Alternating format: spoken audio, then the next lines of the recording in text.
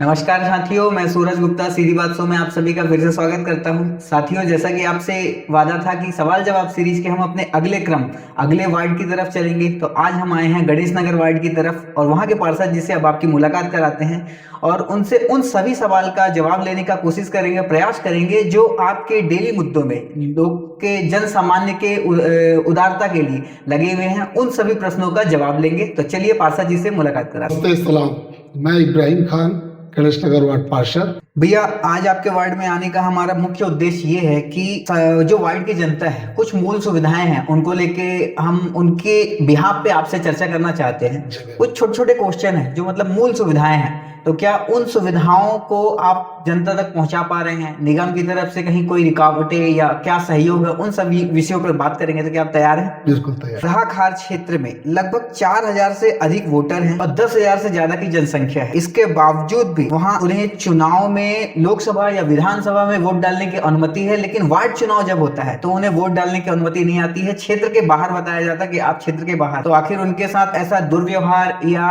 एक कहा जाए कि दलगत राजनीति भी बोल सकते हैं कि दलगत राजनीति कर रहे हैं कि वार्ड में नहीं लेकिन विधानसभा लोकसभा में हो रहा है, ऐसा क्यों? आपने बिल्कुल सही कहा, दलगत राजनीति। मैं उसी पे आना चाहूंगा। देखिए, मैं आपको बताना चाहूंगा, सेंट्रल गवर्नमेंट से लगा हुआ है फदाकार वन विभाग का जंगल, जिसमें बसाहट है फॉरेस्ट के लोगों का। लगभग 10,000 की जनसंख्या है और ये लोकसभा और विधानसभा में उनसे मत अधिकार लेते हैं और बड़े बड़े पद में असीम होते हैं लोग, और बाद में उनके भूल जाते हैं। क्योंकि उस क्षेत्र से लगा हुआ हमारा वार्ड, वो बहुत ज्यादा जरूरतमंद लोग हैं। बहुत छोटी छोटी सुविधाओं के लिए आते हैं मेरे पास। हमारे पास आने के बाद वो पानी जैसी चीज के लिए भटकते हैं। बड़ी पीड़ा होती है उसको देख के कि पानी जैसी चीज के लिए वो पूरे हमारे वार्ड के ऊपर आश्रित होते हैं और छोटी छोटी बच्चियां छोटे बर्तन लेके दूसरों के घर पे खड़ी होती है। पिछले कार्यकाल में हम लोगों के द्वारा 4 से 5 बोर कराया गया, जिससे थोड़ी बहुत राहत तो मिली, मगर पूरी तरीके से वो समस्या का समाधान नहीं हो पाया। आज हालात ये है, सेंट्रल गवर्नमेंट, स्टेट गवर्नमेंट और नगर निगम में एक ही सरकार है और हम लोग चाहते हैं कि वो उनको नगर निगम में शामिल कर दिया जाए। हम लोग उन्हें जोड़ के चलना चाहते हैं। हम लोग चाहते हैं उन्हें इतने आम लोगों को लाभ मिल सकता है, जरूरतमंदों को लाभ मिले, उनको नहीं मिल पाता इस बात की, और उनके लिए हम लोग हर प्लेटफॉर्म पे लड़ाई लड़ते हैं, चाहे वो सामान्य सभा हो चाहे वो मंत्रालय। अपनी बात वहां तक पहुंचाते हैं, लेकिन आज तक रिजल्ट नहीं आ पाया क्योंकि बड़े जनप्रतिनिधियों को भी उनके सहयोग के लिए बार मतलब ऐसा प्रस्ताव बना के दिया कि उस क्षेत्र को आपके वार्ड से जोड़ा जाए या उसे डेडिकेटेड कोई वार्ड घोषित किया जाए, क्योंकि लगभग 4000 की जनसंख्या वार्ड के लिए पर्याप्त होती है, नए वार्ड के लिए। पिछले कार्यकाल में कांग्रेस की सरकार के समय में हम लोग आदरणीय मुख्यमंत्री तक इस बात को लेके गए थे। अच्छा। क्योंकि सेंट्रल गवर्नमेंट अलग हो गई थी, स्टेट गवर्नमेंट अलग था, इसलिए मामला बनते बनते रुक गया। इस बार फिर से, चूंकि सेंट्रल गवर्नमेंट, स्टेट गवर्नमेंट और नगर निगम सेम सरकार है, हम लोग फिर से मांग कर रहे हैं कि सेम सरकार होने के चलते उन्हें जो जरूरत की चीजें वो लाभ मिले, और उन्हें जब वोट ले रहे हैं आप लोकसभा विधानसभा में और वो नगर निगम में वोट नहीं दे पाती, क्योंकि मेरे पास आते हैं नगर निगम के हिसाब से और हम लोगों से जितना बन पाता है उन लोगों के साथ कंधे से कंधे मिला के खड़े हो पाते हैं। मूलभूत जो सुविधाएं हैं उसके लिए जितना हो पाता हम लोगों से हम लोग तैयार रहते हैं, मगर जो बड़े पद में बैठे लोगों से भी मैं आग्रह करूंगा, निवेदन करूंगा, जब उनके वोटों से आप लोकसभा और विधानसभा पहुंच जाते हैं और जिम्मेदारी पद में बैठ जाते हैं, तो उनकी ओर अपना ध्यान आकर्षण करें, उनकी पीड़ा को समझिए, उनके दर्द को समझ के उनकी जो जरूरत की चीज है उनके लिए आप सब आगे आए। बढ़ते हैं भी हम अपने अगले प्रश्न की तरफ। क्या आपको नहीं लगता है कि फदाकार क्षेत्र में विकास कार्यों का चयन की जरूरत के आधार पर नहीं बल्कि राजनीतिक पसंद और नापसंद के आधार पर होता है? इस आरोप पर आपका क्या? देखिए, फदाकार को मैंने कभी भी नहीं कहा कि वो मेरा नहीं। मैं चाहता हूँ कि वो हमारे वार्ड से जुड़ जाए, क्योंकि वार्ड में जितनी भी सुविधाएं आती हैं मैं बांट के चलता हूँ। वो जरूर हमारे नगर निगम क्षेत्र में नहीं है, लगा हुआ है, मगर मैं मान के चलता हूँ कि हम लोग जो जनप्रतिनिधि बने हैं वैसे लोगों की मदद करने के लिए बने, और वो मेरी प्राथमिकता रहती कि उनको मदद पहुंचाएं और उनके लिए मैं लगा। प्रयास में लगे हुए हैं आप, बस किसी कारणवश जो है तो वो छूट रहा है। इस चीज की पीड़ा है कि वो ना छूटे, और मैं चाहता हूँ उन्हें नगर निगम में शामिल कर दिया जाए और बाकायदा टैक्स लिया जाए। वो टैक्स देने को तैयार है और नगर निगम की जितनी सुविधाएं उन्हें मिले। बढ़ते भी हम अपने अगले प्रश्न की तरफ। क्या आपको नहीं लगता कि फदाकार के लोगों से वोट तो लिया जाता है लेकिन बदले में उन्हें मूल सुविधाएं नहीं मिल रही है? इस अन्याय के लिए जिम्मेदार? सीधी सी बात है, इस जिम्मेदारी के लिए मैं तो शासन को जिम्मेदार मानता हूँ कि आप वोट तो लेते हैं, और मैंने कहा कि आप बड़े पद में असीम होते हैं और बड़े पद में जाने के बाद आप उन्हें भूल जाते हैं। आपकी जिम्मेदारी है कि आप जब उनसे विधानसभा और लोकसभा में वोट लेते हैं तो उन्हें सारी सुविधाएं दिलाएं वो आपकी जवाबदारी है, वो आपका कर्तव्य है, उन्हें दिलाना चाहिए। और वार्ड राजनीति में भी अब उन्हें जोड़ना चाहिए, परिसीमन करके उन्हें मूल सुविधाएं मिलें। बिल्कुल नगर निगम में जोड़ना चाहिए और मैं तैयार हूँ। पूछता हूँ, क्या दलगत राजनीति की वजह से कुछ मोहल्लों को ज्यादा और कुछ को कम प्राथमिकता दी जा रही है? इस विषय पर आप देखिए, मेरा वार्ड जो है गणेश नगर वार्ड, मैं तो मेरा अपना परिवार है, मुझे महसूस होता है कि मेरा अपना परिवार है जो पूरा फैला हुआ है और मेरे परिवार में कहीं भी काम हो मेरे अपने परिवार के लिए। मेरा निवेदन आग्रह बड़े जनप्रतिनिधियों से रहता है कि आप भी अपना उसे परिवार मानिए, क्योंकि पूरे लोगों के वोटों से आप बड़े पद में निर्वाचित होते हैं, तो आप उन्हें परिवार समझिए। और दलगत राजनीति का जिक्र नहीं होना चाहिए। वार्ड का, शहर का विकास होना चाहिए, डेवलपमेंट होना चाहिए, उसमें हम सब की भागीदारी होनी चाहिए। भी आरोप प्रत्यारोप तो लगते रहेंगे, लेकिन क्षेत्र अपना है, शहर अपना है, तो विकास तो सबको मिलकर करना पड़ेगा। बढ़ते हैं भी हम अपने अगले प्रश्न की तरफ। अगर निगम और वार्ड प्रतिनिधि अलग अलग प्राथमिकताओं के साथ काम कर रहे हैं, तो इसका नुकसान आखिर जनता क्यों उठा रही है, या उन्हें इन समस्याओं का सामना क्यों करना पड़ रहा है? ऐसा मानता हूँ, इसके लिए तो बड़े जिम्मेदार पद में बैठे निर्वाचित जनप्रतिनिधियों को सोचना चाहिए कि हम सब की जवाबदारी है आम लोगों की मदद करना, उनकी मूलभूत सुविधाओं को दूर, और ताकि छोटी मोटी परेशानी से उनको दलगत होना ना पड़े। तो जवाबदारी हम सबकी है और सबकी प्राथमिकता जब एक है तो हम सबकी सोच एक ही होना चाहिए, आम जनों का कैसे हम लोग सहयोग करें। उस पर किसी प्रकार की दलगत राजनीति नहीं होनी चाहिए। ऐसी मांग हर जगह रहती है कि वो सब हम सबके लिए बने हैं और हम सबकी नीयत, हम सबकी सोच उन्हें लाभ पहुंचाने का है। दलगत नहीं होना चाहिए, हम सबका सोच यही होना चाहिए उन्हें कैसा लाभ पहुंचा सके। हाँ, जनता को आखिर किस तरीके से हम लाभान्वित कर सके, सरकारी योजनाएं उन तक कैसे पहुंचा सके, ये चीजें होनी चाहिए। बिल्कुल। सरकारी स्कूलों की स्थिति, शिक्षा की गुणवत्ता को लेकर लगातार शिकायतें आती रहती हैं, और बच्चों के भविष्य के लिए आपकी क्या योजनाएं हैं कि उन्हें पर्याप्त शिक्षा प्राइमरी स्कूल से लेके एक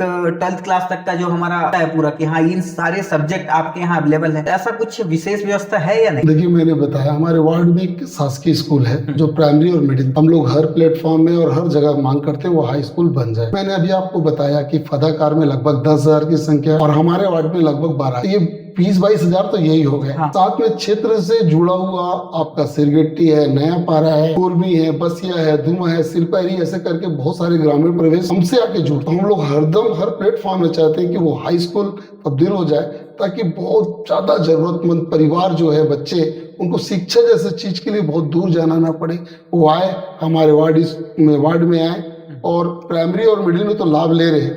हम लोग चाहते हैं हाई स्कूल भी बन जाए ताकि उसका भी लाभ उन बच्चों को मिल जाए, और यही बच्चे कल जब बड़े होके बड़े पद में असीम हो तो हम सब गर्व से कहें ये सब हमारे क्षेत्र के बच्चे हैं जिन्हें हम लोग छोटी छोटी बस मदद किए हैं और आज देखो कहाँ पहुंच गए। ऐसा हम लोगों की सोच है। डूबते को तिनके का सहारा है, ये पुरानी कहावत है। और शिक्षा जैसी चीजों में तो कोई भी ऐसी दुर्व्यवस्था या अव्यवहार नहीं होना। शिक्षा समाज का सबसे महत्वपूर्ण अंग है। हम लोगों की प्राथमिकता ही है, शिक्षा ही सर्वोपरि है, शिक्षा से ही सारा चीज है और हम लोग हरदम शिक्षा को बहुत महत्व देते हैं। अगर देखा जाए भैया तो आपके क्षेत्र में लगभग इतने जैसे 22,000 वोटर आपने बताया, 22,000 जनसंख्या बताया, तो 22,000 जनसंख्या का मैं अगर 1/3 भी लेके चलूं तो लगभग 6,000 के आसपास जा रहा है, 6 से 6.5 7,000, तो उतने बच्चे हैं। तो एक हाई स्कूल की डिमांड तो होनी चाहिए। तो क्या आपने कभी ऐसा मांग किया है कि हाई स्कूल आपके क्षेत्र में हो जाए या क्षेत्र का सेंटर बना के यहाँ पे हो जाए, जिससे सभी क्षेत्र के जो आसपास के भी लोग हैं उनके बच्चे भी आ सके? ऐसा कुछ मांग पूर्व के कार्यकाल में हम लोगों के द्वारा मांग किया गया है। पूर्व के मुख्यमंत्री आदरणीय भूपेश बघेल, वहां से लेटर भी आया, आत्मानंद बनने के लिए प्रयास भी हुआ, मगर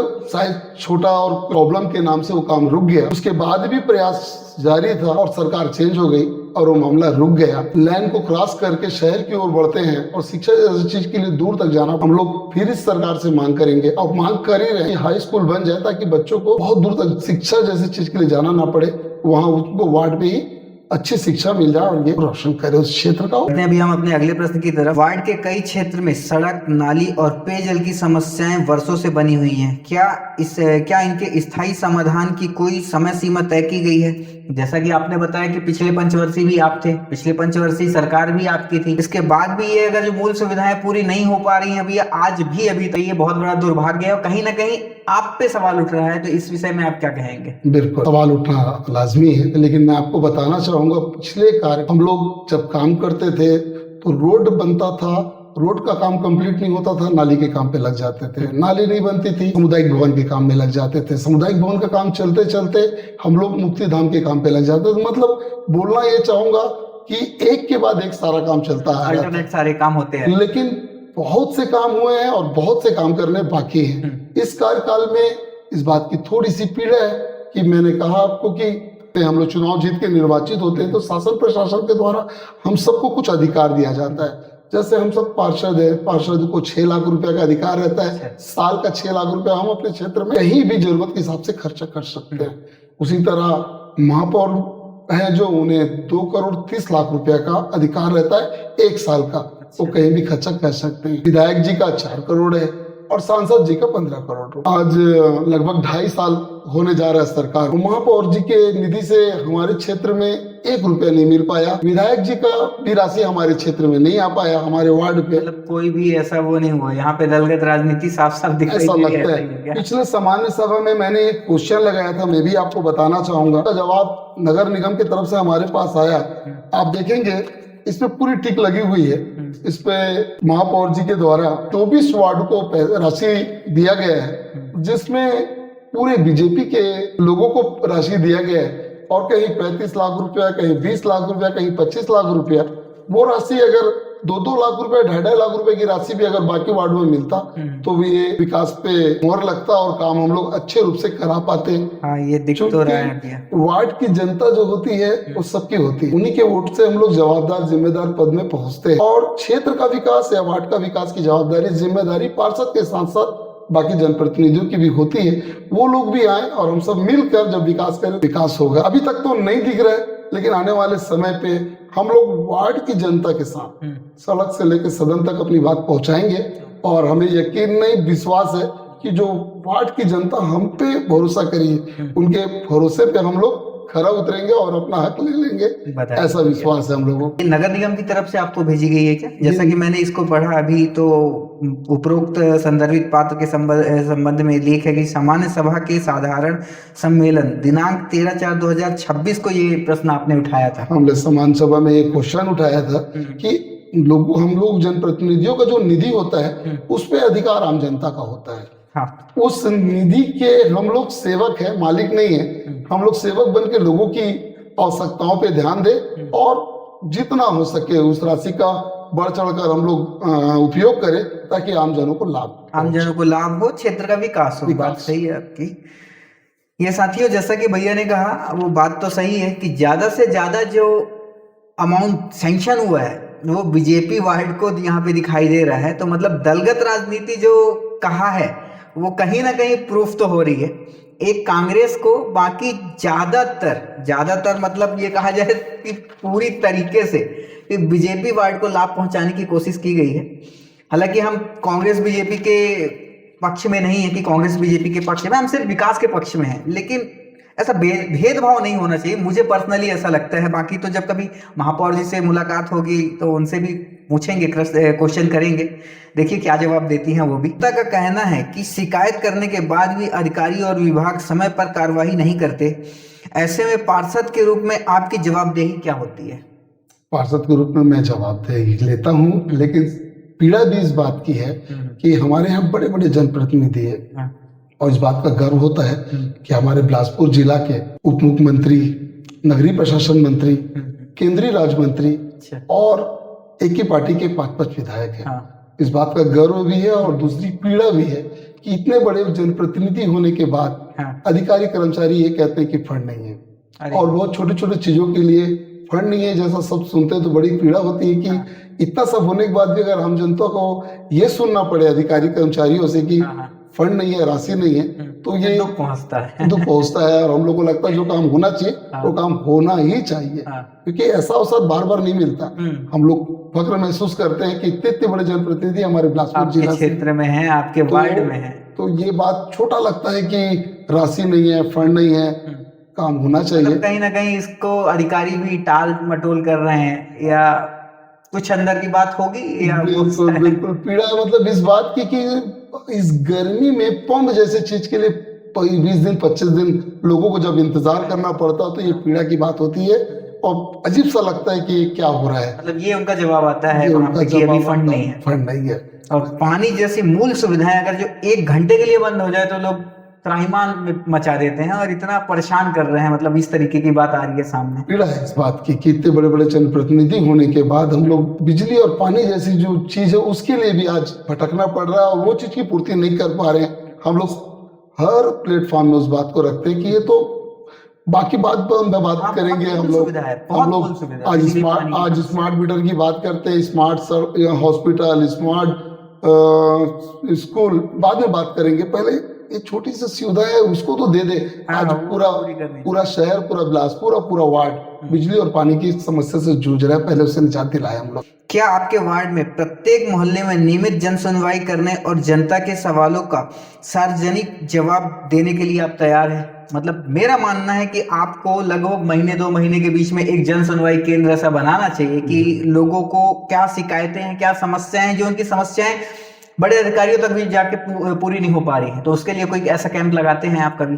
बिल्कुल, हम लोगों का प्रत्येक दिन 365 दिन में प्रत्येक दिन हम लोगों का कार्यालय है। अच्छा। कार्यालय में हम लोग सुबह शाम बैठते हैं। साथ में आपको मैं बताना चाहूंगा, स्वच्छता को लेकर हम लोग बड़े सक्रिय रहते हैं। प्रत्येक दिन मैं और हमारी पूरी टीम वार्ड में सुबह 7 बजे से सक्रिय रहते हैं। जिस क्षेत्र में नाली की, सड़क की सफाई होती है वहां हम लोग आमजनों से मिलते हैं और उनकी समस्या का समाधान करने का प्रयास करते हैं। बहुत सारा प्रयास हो जाता है, बहुत सारा रुक जाता है। शेष बात यह है, मैं आपसे जरूर शेयर करना चाहूंगा कि मेरे वार्ड में टूटी हुई सड़क आपको दिखेगी मगर गंदा सड़क नहीं दिखेगा। उसके लिए मेरी पूरी स्वच्छता की टीम को मैं बधाई देना चाहूंगा, मेरे सफाई कर्मचारियों को बधाई देना चाहूंगा।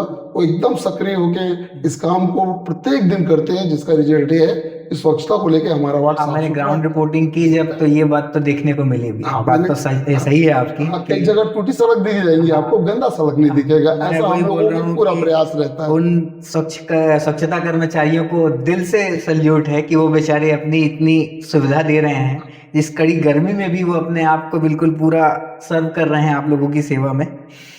भैया हमारा अगला प्रश्न है, यदि आज वार्ड के लोग खुलकर अपनी नाराजगी व्यक्त करें तो आपको क्या लगता है कि उनकी सबसे बड़ी शिकायत क्या होगी?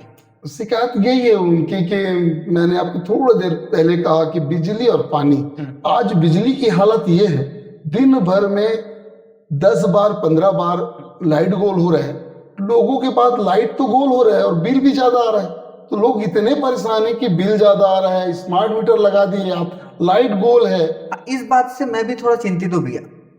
पूरे बिलासपुर में इसको स्मार्ट घोषित कर दिए हैं, सबसे पहली चीज होना भी चाहिए कि भाई आपको प्राउड होना चाहिए, लेकिन उसके साथ साथ लाइट जैसी छोटी सुविधा जो है, जरा सा हवा पानी आया कि बंद, इसके बाद मीटर बिल की बात जो आप बोले, तो लगभग महीने में मेरे हिसाब से ऐसा लगता है कि 20-20 25-25 घंटे लाइट बंद है अगर पूरा एवरेज निकाला जाए तो। इसके बाद भी बिल में कोई कमी नहीं, कोई कटौती नहीं, ऐसा क्यों? आखिर ये स्मार्ट मीटर की वजह से या कुछ और कारण? हम लोग आक्रोशित हैं, गुस्से में ये है हालत इनकी कि 5 घंटा 6 घंटा 10 घंटा लाइट गोल होने के बाद आप बिल भी भेज रहे तो ज्यादा भेज रहे हैं। और मुझे ऐसा लगता है कहीं ना कहीं ये होने के पीछे शासन की एक योजना है जो लोगों को लाभ मिल रहा है। महतारी बंधन योजना का आप जरूर 1000 का लाभ दे रहे हैं, मगर कहीं ना कहीं इस बात की पीड़ा है कि आप 3000 रुपये एक परिवार से ले रहे हैं, चाहे वो बिजली का बिल हो तो या फिर वो गैस के सिलेंडर की बात करें हम लोग तो 1000 जरूर दे रही है सरकार, लेकिन 3000 रुपये एक परिवार से ले रही है। ऐसा इस बात का मतलब इस हाथ से देना इस हाथ से लेना, ऐसा चल रहा है। ऐसा बहुत नाराज है पब्लिक। बिजली की व्यवस्था को लेके सरकार फेल है। हम लोग प्रयास कर रहे हैं, क्षेत्र बड़ा होता जा रहा है, बसावट बढ़ते जा रही है। आज भी जो 25 साल पहले जो ट्रांसफार्मर लगा उसी से काम चल रहा है। हम लोगों के द्वारा पिछले कार्यकाल में सब स्टेशन की मांग किए थे और वो सेंशन भी हो गया था। फिर मैंने बताया आपको सरकार चेंज हो गई, अच्छा काम रुका, अभी वो सेंशन आगे बढ़ा है। क्षेत्र में सरकारी भूमि नहीं है, तो क्षेत्र से लगा हुआ महमन पंचायत का क्षेत्र है, वहाँ सब स्टेशन के काम शुरू हो रहे हैं। आने वाले समय में उम्मीद है कि सब स्टेशन बन जाने से बिजली से थोड़ी राहत हम लोगों के वार्ड वालों को मिलेगी। और यहाँ पे राजनीतिक रुकावट तो नहीं बनी, मतलब हम लोग चाहते हैं कि वो राहत वार्ड वालों को मिल जाए, सब स्टेशन जितना जल्दी बन जाए और लोगों को बिजली की समस्या से निजात मिल जाए, और बिजली की समस्या से निजात मिलेगा तो हम पक्का पानी की समस्या से भी निजात मिल जाएगा। हाँ, बात भी सही। अगले एक वर्ष में ऐसा कौन सा कार्य करेंगे जिससे वार्ड नंबर 46 की जनता महसूस करे कि उनके वोट और विश्वास का सही कीमत उन्हें मिल रही है? बिल्कुल, अगले एक वर्ष नहीं, मैं जब तक रहूंगा तो उन लोगों के लिए समर्पण होकर काम करूंगा। वार्ड की जनता ने बड़ा भरोसा करके मुझे अपना आशीर्वाद दिया है, और मैंने कहा आपको कि उनकी जो मूलभूत सुविधाएं हैं उसके लिए हम लोग तत्कालिक हाजिर होते हैं, और एक कार्यालय के माध्यम से या सुबह पूरा सर्वे के माध्यम से सक्रिय रहते हैं। लेकिन पीड़ा होता है बड़े काम को लेके, जैसे आज अमृत मिशन और सीवरेज की वजह से बहुत सारी सड़कें क्रैक हो गई, टूट गई हैं, उसके लिए बड़ी राशि चाहिए, उसका इंतजार है वार्ड वालों को। उसमें हम लोग शासन प्रशासन को हर प्लेटफॉर्म में ये अवगत करा रहे हैं कि आप राशि दीजिए ताकि हम लोग काम करा सके, और भरोसा है कि बहुत जल्दी वो राशि मिलेगा और लोगों को टूटी हुई सड़क और टूटी हुई नाली से हम लोग निजात दिला पाए।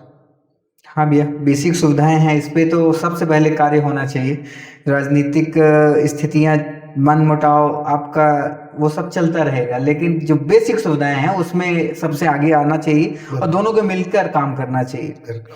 बढ़ते हैं भैया हम अपने अगले प्रश्न की तरफ। वार्ड नंबर 46 में महापौर जी की आखिरी दौरा कब हुआ था, और उस दौरे के दौरान जनता से किए गए वादों में से कितने वादे पूरे हुए? देखिए, लगभग 6 महीना पहले महापौर मैडम सुबह सुबह आई थी सफाई को देखने के लिए। वार्ड की जनता को बड़ा उम्मीद था महापौर जी से, उनसे मिलने के लिए वार्ड की जनता का काफी भीड़ हो गया था।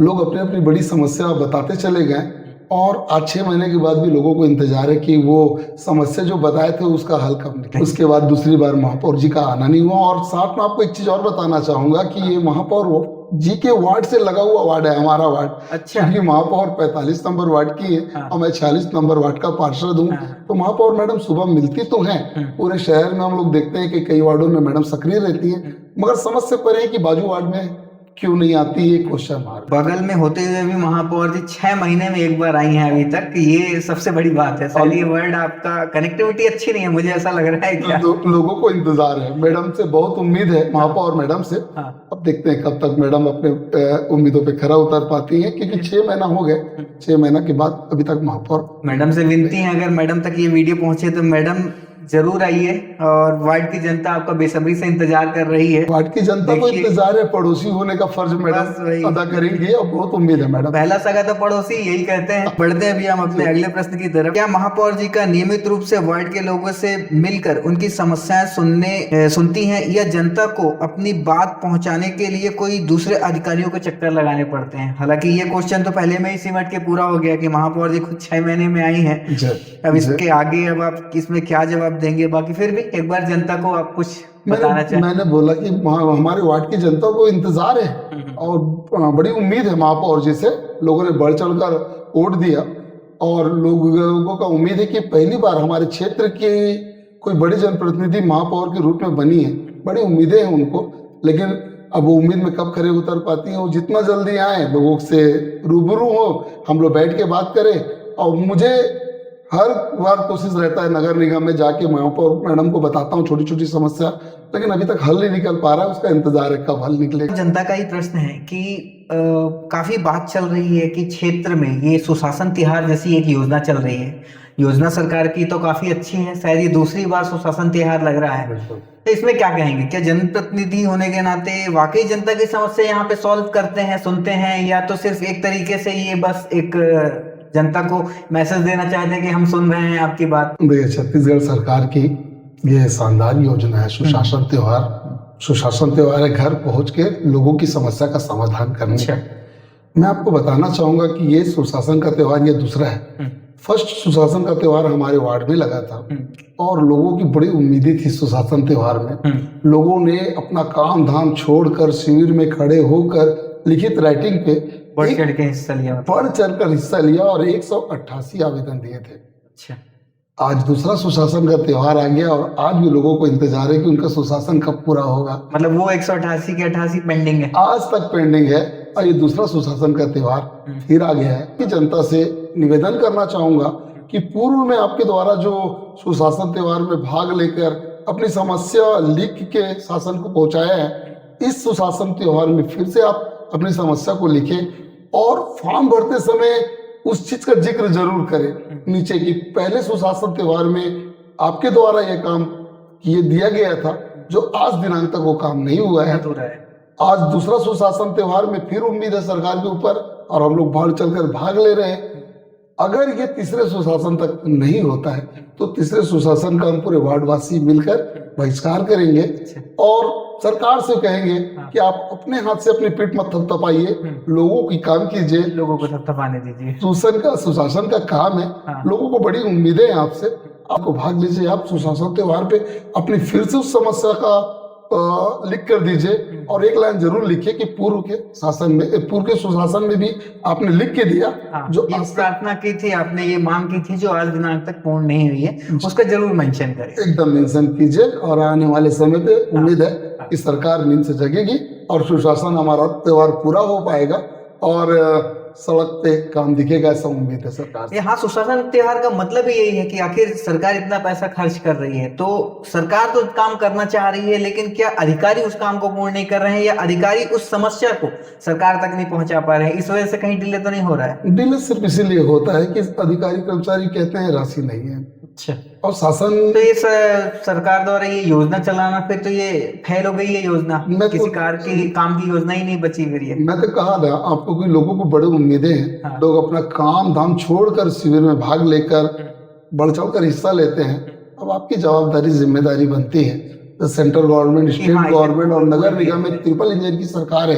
आप बढ़ चढ़ कर भाग कीजिए और लोगों की समस्या का समाधान करें। अब अगर समस्या का समाधान नहीं हुआ तो शायद मुश्किल हो जाएगा। सुशासन त्योहार अखबारों पे या न्यूज में ना दिखे, सड़क पे दिखे, वार्ड पे दिखे, ग्राउंड लेवल पे दिखे, ऐसा सबका उम्मीद है। और हमारा ये जो पूरा इंटरव्यू था आपके साथ, ये वार्ड की जनता देखेगी तो वार्ड की जनता उसमें कमेंट करेगी और आपके भी फीडबैक लेंगे और आप तक पहुंचाएंगे कि क्या कहना है, वाकई आप जनता के बीच में सक्रिय हैं, नहीं है, क्या है। लेकिन एक जनता को छोटा सा मैसेज अगर आप देना चाहें तो क्या देंगे?